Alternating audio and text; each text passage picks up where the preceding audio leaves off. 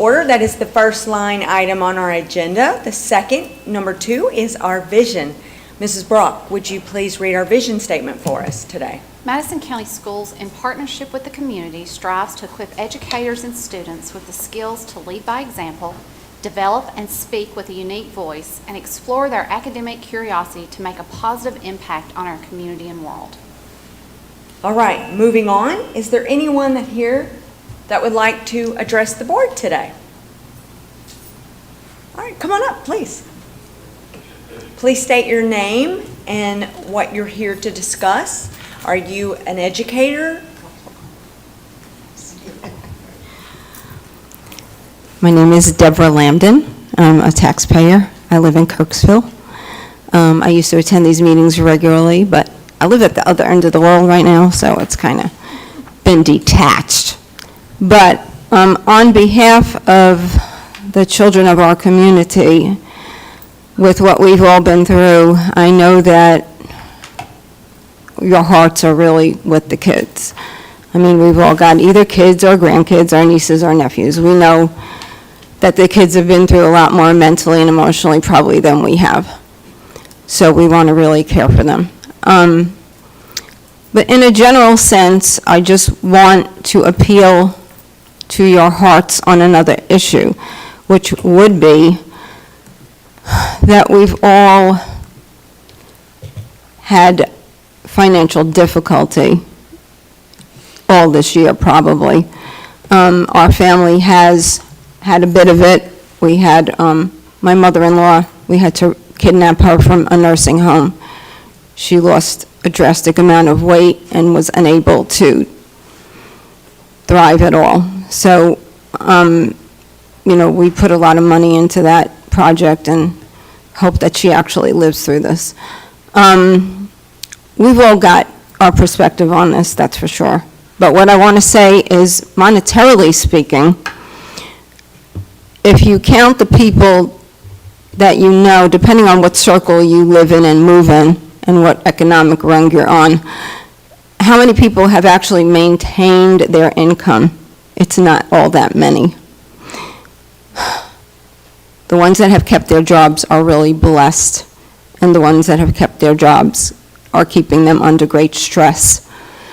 And the other people are delving deeply into their savings, probably their lifetime savings, to maintain their homes and their families. So on that note alone, since you have not been denied tax increases too much lately, I would say consider that when you're looking to hike up taxes for the people that you live amongst who really can't deal with it anymore, especially those people who are retired. I'm one of them. People who are older, been on a fixed budget for quite a long time and are struggling desperately. So we've been through these conversations before when I've gotten up here and talked about that. And I really know that you have hearts, and I hope that you use them wisely. I know that everybody's budgets never really stay the same, but I know you're smart enough to know where to make that money work best. And because the strategic way that we're doing things is changing, you probably can allocate monies to work even better than you thought you could, is what I'm appealing to you to think about. So thank you for letting me speak and for doing what you do. It's well appreciated. Thanks. Thank you. And we thank you for coming today. We love to hear from everyone, and we appreciate everyone coming today because it shows that you care and that you really love our community and our students. So we thank you for coming. Is there anyone else that would like to address the board? Okay, have you filled out your form? Yes, ma'am.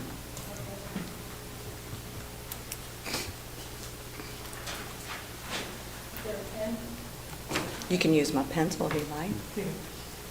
Jeannie has one for you. And we do have a time limit of 5 minutes, so I neglected to tell you that before you spoke, so I appreciate you keeping it under the time limit. Do I have to write it all out before I No, go ahead, and then you can fill it out and give it to Jeannie, please. Well, I retired with disability last July. And since then, not only I'm a homeowner here in Madison County, I worked for the schools in Fayette County for 21 years.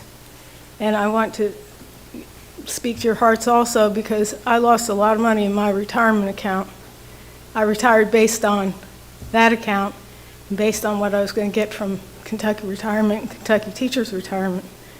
And now I find myself digging into all that, and I'm only 59 years old. And so if taxes go up for jails last year, now they're going to go up for schools this year. We're getting killed. So. Thank you You're welcome. very much. All right. Next on the agenda is number 3, to set the 2021 motor vehicle and watercraft tax rate.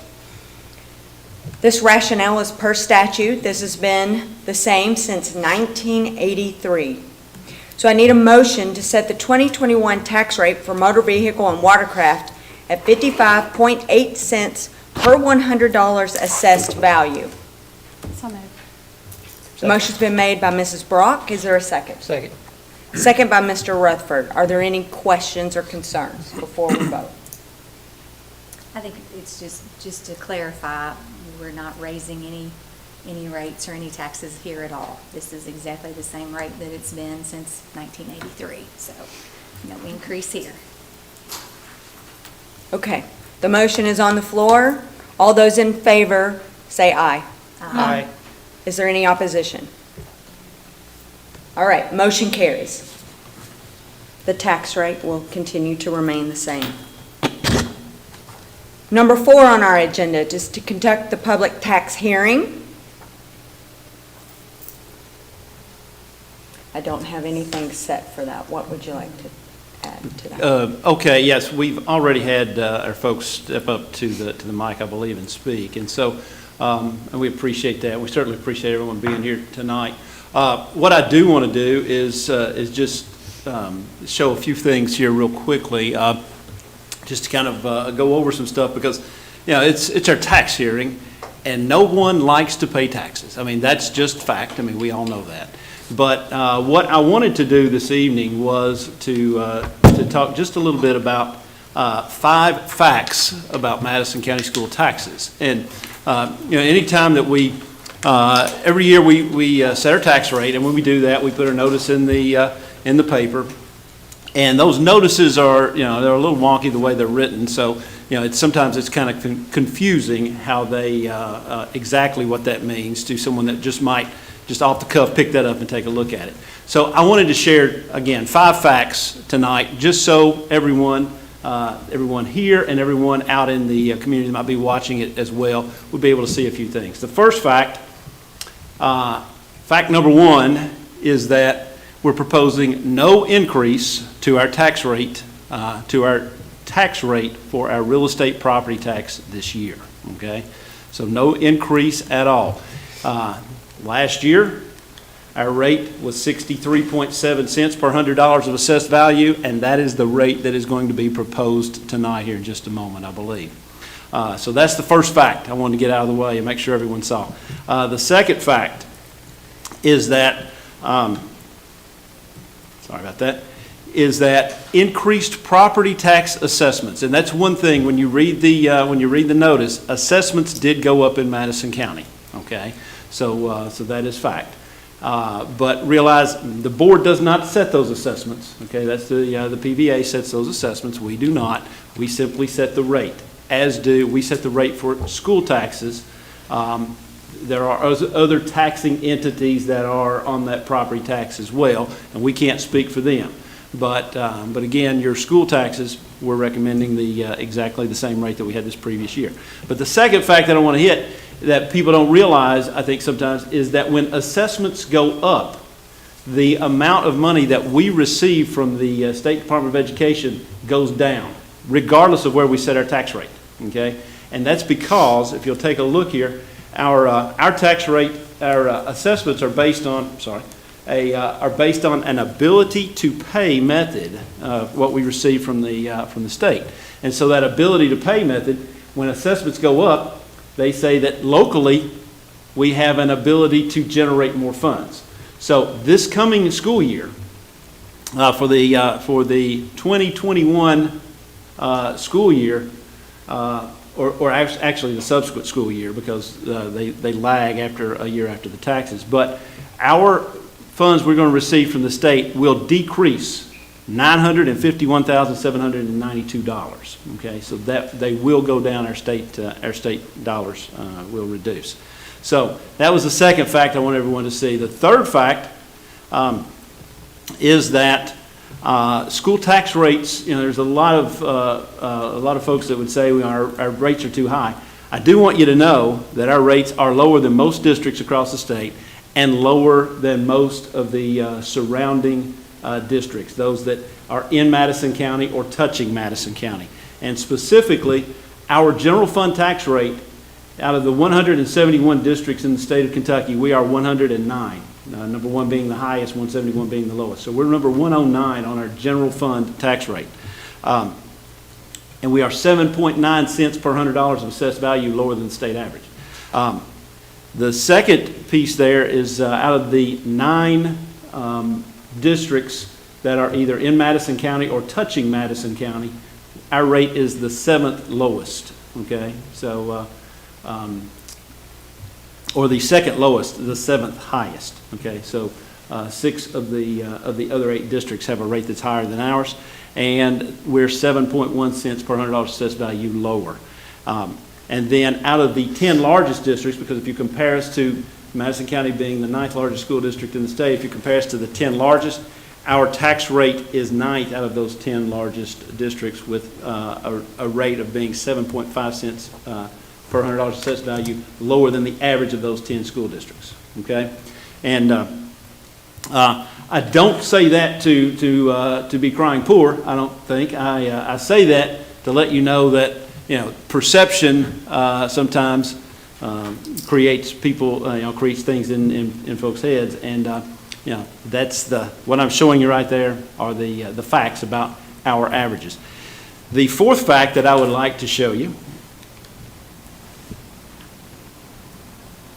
is that we are good stewards of your tax dollars. Okay, and I say that because when you look at the numbers right there. The first one, Madison County spends $2,434 less per child than the state average. And those two numbers right there, we spend $11,629 per student in Madison County. The state average is $14,063. I mentioned the districts touching us and in and around Madison County. We spend we spend less than any of those other districts, okay, that touch us or are in Madison County. We are $2,927 lower per child than those other districts, $1,445 lower than the closest district to us in and around Madison County, okay? And then the last bullet point there that we go on to explain a little bit that I'm actually very proud of is our administration to instruction expenses, our comparison there. And that's a number that the state uses to indicate whether a district is spending too much on the management and the overhead. In other words, is a district too top-heavy, okay? And in Madison County this past year, our percentage there was 12.42. The previous 2 years, we were 11.78 the previous year and 11.7 before that. Last year, we don't have the current comparisons for this year, and the reason for that little increase there is twofold. One, because of the pandemic, our expenses toward the end of the year shifted. It was a little different. Some of the things that we would typically spend on instruction we did not spend on instruction, yet there was still a lot of operation and management pieces that still had to continue on. And as well, the state increased some of the things that they make us charge to that. So I'm going to anticipate, we don't have state averages yet, but I'm going to anticipate that everyone across the state saw a pretty good little increase in that number. But last year we were the second best in this number, and the state average there was 18.66. We were 11.78. Okay, the previous year we were third best in the state. 18.4% was the state average. We were 11.7. So, and when you see those percentages, you can see those kind of creeped up. Just one piece on that is our contribution to the classified pension piece. We have to increase our classified pension contribution each year, and as that grows, that increases the amount on the administration side of things. So, so that number right there indicates to us that our percentages are very strong in that when compared with other districts and when compared with that number that the state does use.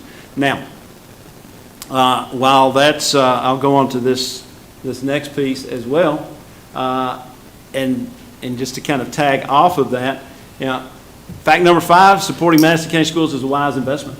Okay. Now, before I go into these other pieces of information here, I would also say, even though we spend less than every other district around us or touching us, our performance on state assessments have exceeded or been have equaled or exceeded every other district that touches us or is in Madison County. Okay, so and that's for 3 years running, by the way. So so the 3 years that you see where our numbers were low, our academic performance has exceeded or equaled those around in or around Madison County.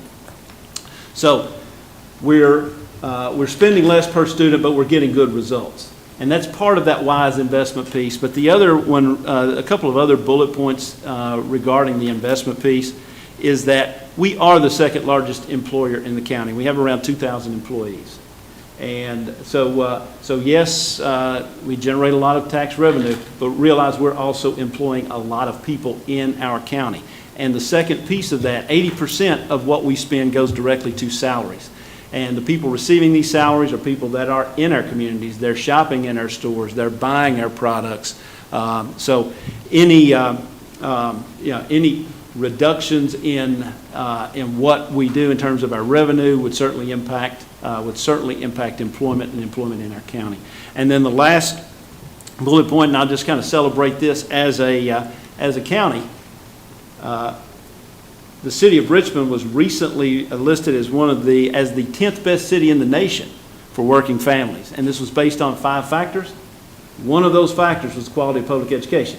Okay, so so that's what I wanted to share with you tonight. Just a little bit about this, because it's real easy to say our taxes are too high, and I mean, heck, we all agree with that. I don't like paying them any more than anybody else, but I wanted everyone to see these pieces, understand what we were doing in Madison County, because we certainly want to keep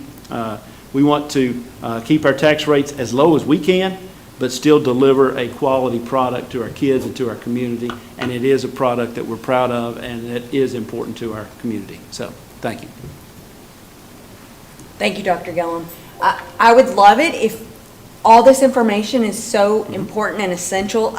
They have a wonderful Madison County Facebook page for a tax watch group, and it would be great if you guys could share his facts on your all's Facebook page. I think it would be quite eye-opening. It is for all of us, so I hope it is for you too. We love hearing all that. Thank you. And every number on there comes straight off of our school report card too. So I mean, it's out there for the public. Okay. Okay. Anything else from anyone before we move on to number 5? I just appreciate Dr. Gillum's comments, because I know before I came on the board, 2 misnomers, for lack of a better word, were, the more the property tax goes up, the more money that goes to the school district. And I think we've seen now, and that I've learned being on this board, that's not the case at all.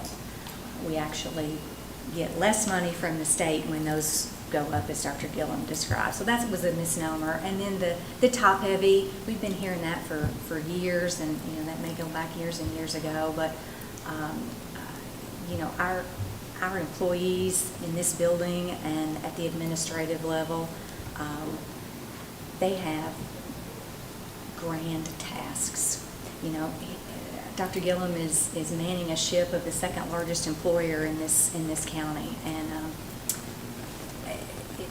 what he is paid is nowhere near what other employers of this size are paid. And he does an excellent job.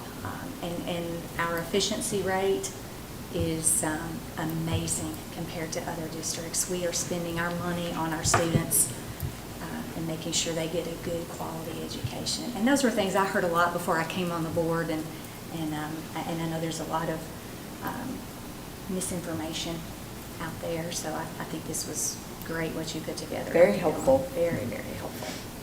Thank you. All right, moving on to number 5, set the tax rate. I need a motion to set the tax rate at 63.7 cents per $100 of assessed value on real estate and 63.7 cents per $100 of assessed value on personal property as per KRS 60.470. So moved. The motion's been made by Mrs. Cobb. Is there a second? Second. Second by Mrs. Coyle. Any other questions? Okay. Motion's on the floor. Is all in favor? Aye. Any opposition? Okay, motion carries. Next, moving on to number 6, I need a motion to adjourn. So moved. The motion's been made by Mr. Rutherford. Is there a second? I'll second.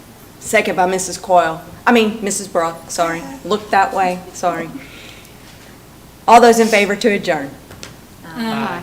Any opposition? Okay, motion carries. We are adjourned. I can't mark out and hit the thing all at the same time. Now that the meeting's over, can I ask a question? Because I know I can't answer in the meeting. Mr. Gilman, thank you for the presentation. It was good. What is the offset to the state money that we lose? Because locally, we are getting more money through the county collecting. So there's an offset to what's being lost on the state side, because that's why they're doing that, because they know that you're picking up somewhere in your finances. The ability for you to pay more on your own is what you said. They shift the burden to the local taxpayers. Right. Do you have a number of that offset? I mean, we're actually, when more people build houses and more people move in and the assessments go higher and there's more to be assessed, what I'm saying is there's an offset number to the state number that you're being denied. Correct. See what I'm saying? Yes. Okay. Do we have that number? The total amount that we are estimating if our collection rate is the same moving forward is our local tax increase or our local tax additional revenue from local taxes at the 63.7 cent rate is what, Mark, about 1.4? Is that right? Is that correct? But that is based off of two things. But there are two big ifs, particularly this coming year, okay? One big one being a collection rate that stays the same, okay? We have had a very strong collection rate in Madison County for the last several years. 97% Yes. over the last 10 years. We are, yeah, we're anticipating with the coming, with their current financial situation and particularly the way the real estate market, even though the real estate market's strong right now, we also know that there's a lot of vulnerable areas within that. So we're anticipating that our collection rate will probably go down a couple percentage points, okay? But you get 2/3 of the tax money that is collected, right, on their tax bills. We get 2/3 of what? 2/3 of it goes to school taxes. We'd have to look at that. I mean, ours, the portion that we get is 63.7 It's cents. 2/3 of their bill. Yeah, probably so. Yeah, yeah. I mean, again, there's. That's a lot. Oh, sure, yeah. There are other taxing entities there, so, yeah. The Madison County Library. Yeah. So we're Yeah. saying 1.4 million Madison County. is the plus side. That's, again, that's assuming, That's gross. You still have, you have to pay your share to collect. So you lose a percentage to there. And then of that, you have the building fund that is required by law, and 18 cents of that yeah. 63.7 Goes goes to the- straight to the building fund. We don't get to touch. Yeah. It's required by law to go into it, so we don't get it for operating costs. Okay, so what I'm asking you to maybe figure out is what's the differential? Yeah. Is there a way for you to know that in an approximate sense right now? Well, again, the big unknown there, well, actually, I said there's two unknowns. The big one is the collection rate, okay? If we assume a couple percentage point drop in collection rate for this coming year, which is, I think is a conservative estimate, I mean, conservative being, I think it will be at least that, then it will not be an increase at all. Our total revenue at the end, by the time we get the state decrease and the what we get locally, that offset, it will not be an increase at all. Be a wash. We're hoping for a wash, yes. We're hoping for a wash. Yes, yeah. I mean, honestly, that's where we are, yeah. Okay, I only ask that because I know when you see that the state is denying you money, people think, whoa, they're gonna have that big of a deficit? That's not No, the that's- case, and yes. I wanted to clear the air on Yes. that, to let people know that pretty much it's It in will, one hand and out the other yes. situation. Yes, Okay. yeah. Yeah. All right, let's move on, if you're okay. I'm ready. Okay. Attitude? I'm going to call our second meeting to order of the Madison County Board of Education. This is our work meeting. It is August the 27th. We ran our last meeting a little long. It is now 6:12. I've called our meeting to order. We will not read our vision statement because we read it in our prior meeting. But number 2 on our agenda is the data breach report with our speaker, Mr. Jacob Cecil. He is our Director of Technology. Welcome, Mr. Cecil.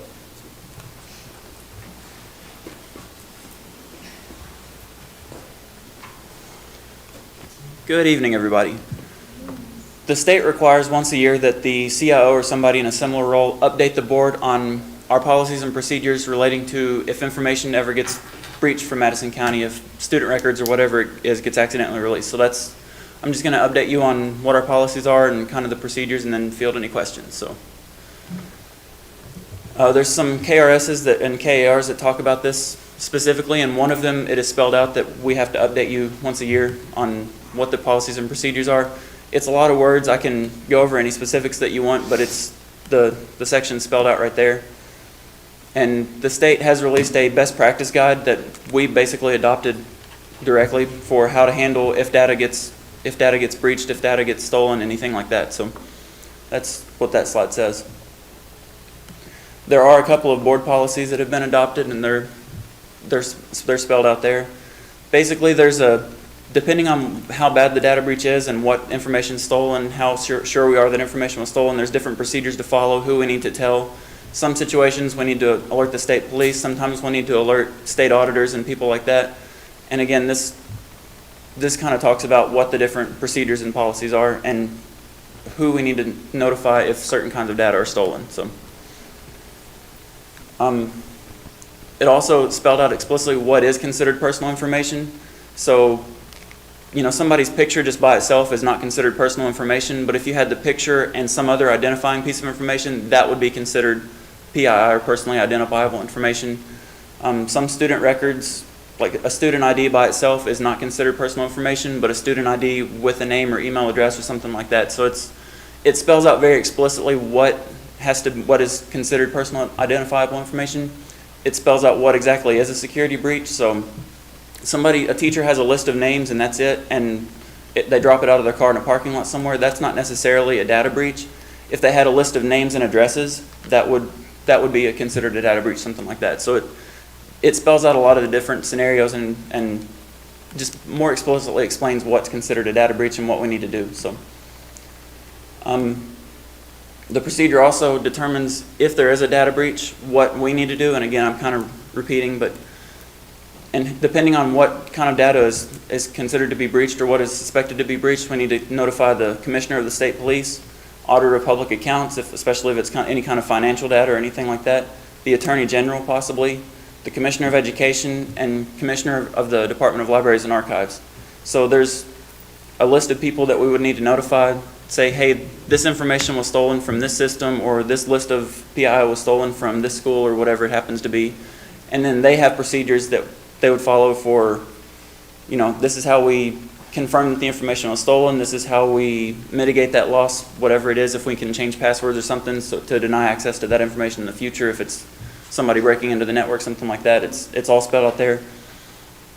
And within 35 days of providing those notices, the district has to notify any individuals that are impacted by that. So if all of the students at an elementary school, if their data was stolen and we weren't, within 35 days, we have to notify them that information was stolen, what information was stolen, and what we're doing to kind of mitigate it. So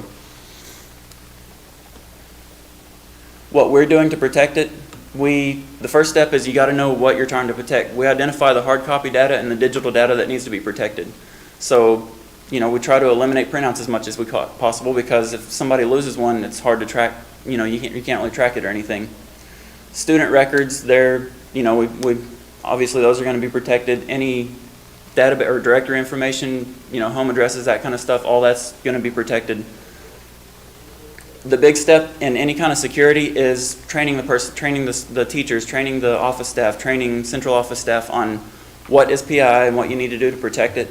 So we do some training videos at the beginning of every year that explains exactly that. What is PI? What do you need to do to protect it?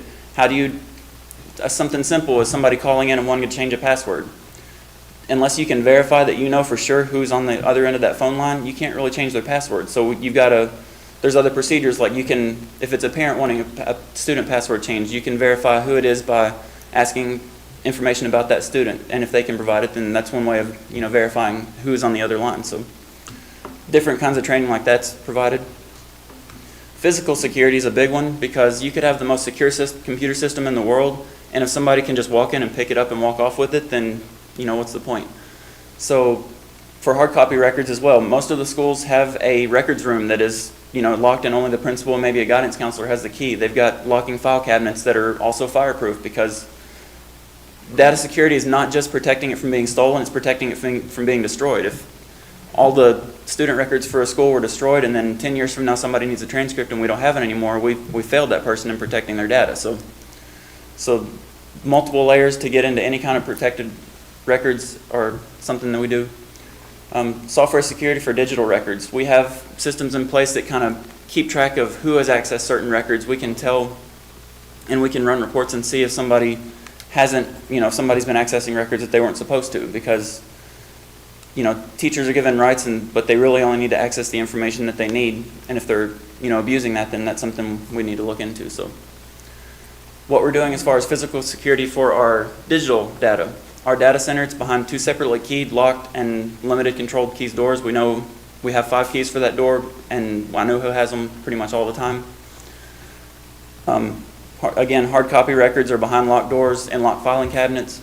All servers and essential hardware are on battery backups, and we have a generator that gets maintained regularly, so that if the power were to go out, and there's been several times the power goes out, within 30 seconds the generator kicks on and it keeps that data center up and running. So the idea being that nobody in the district's going to know that the Phillips building, the lost power this afternoon. It's just going to keep right on working. So it's also independently climate controlled, and we have a dedicated fire suppression system in that data center room just that's designed to deal with electronics. It's not going to destroy anything. It's just going to put the fire out.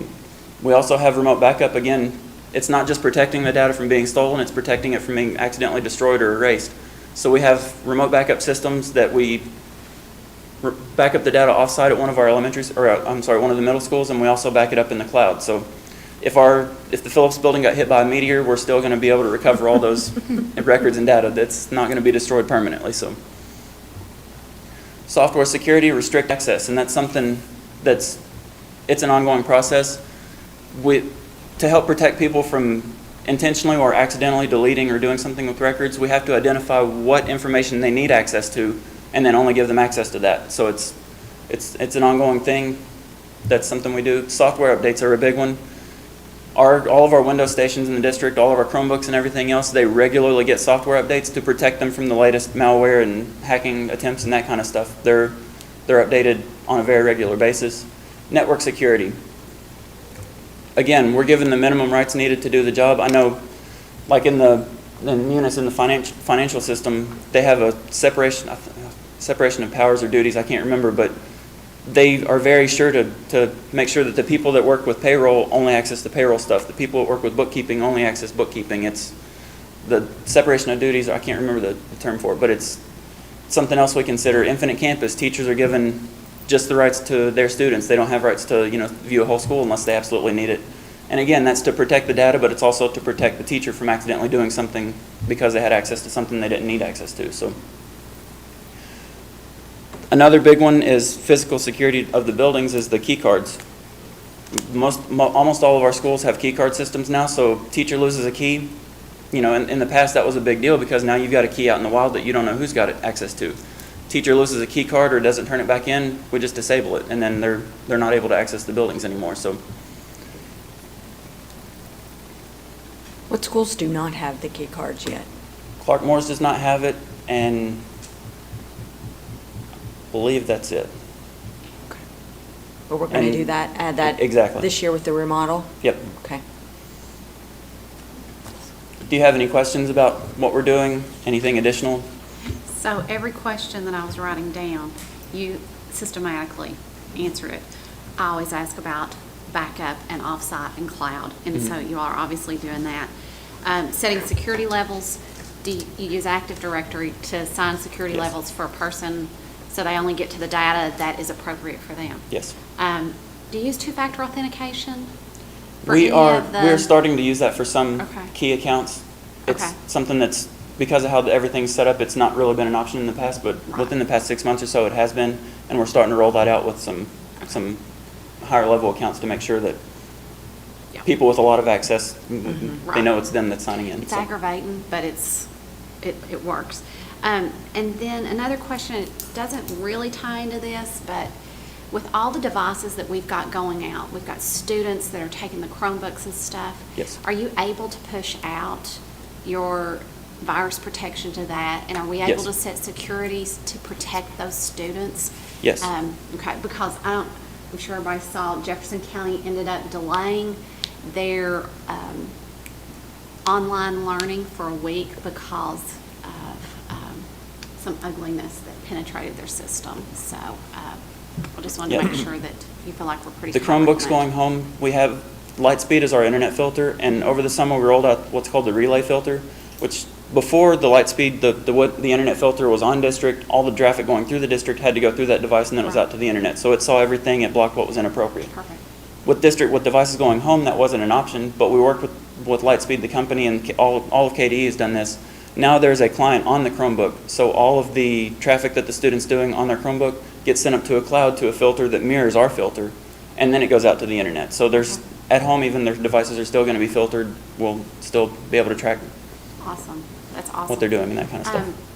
I also heard, I hope I'm not letting the cat out of the bag, one of the things that your department is working on is setting up helplines for parents in off hours That for is- yes. learning and having resources available. What a fantastic idea. What a service to these parents who aren't tech savvy but are trying to support their students, and I commend you all on that. That is just fantastic.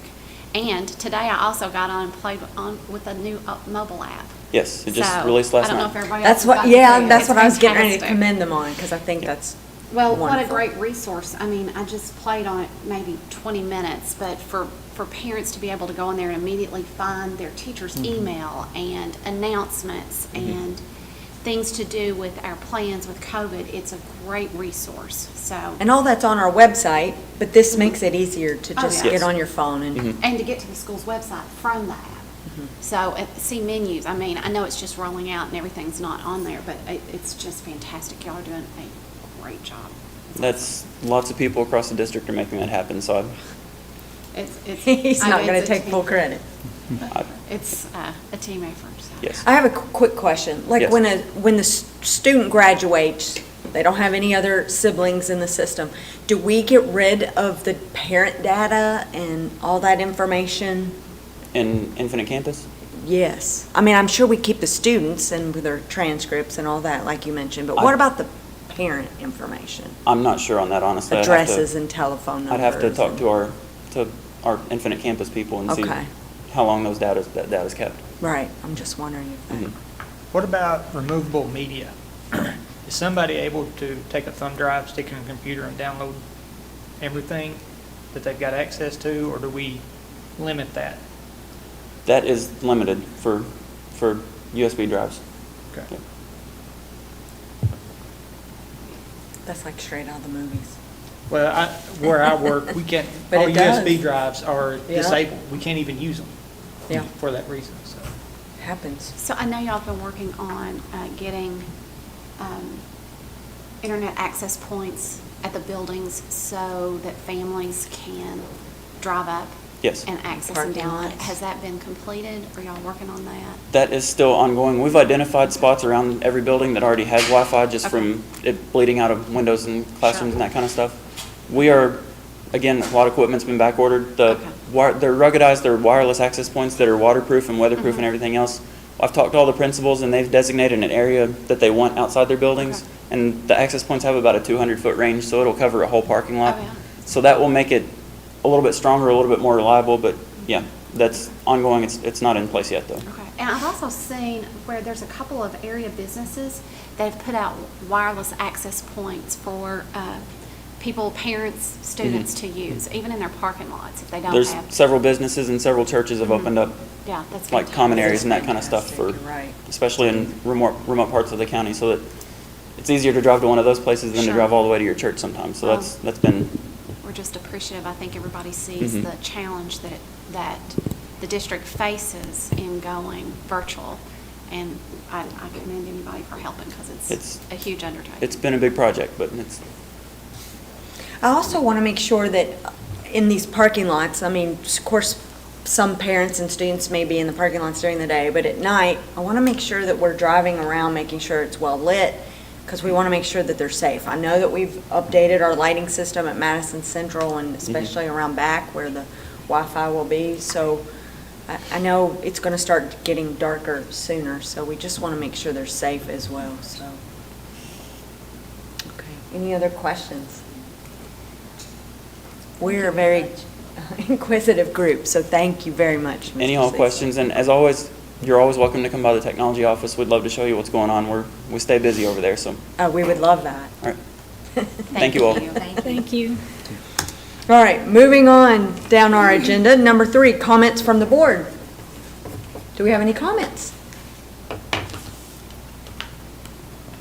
Okay, without no comments, then we will move on to number 4, to adjourn our meeting. I need a motion to adjourn. So moved. The motion's been made by Mr. Rutherford. Is there a second? Second. Second by Mrs. Brock. All those in favor? Aye. Any opposition? All right, meeting is adjourned.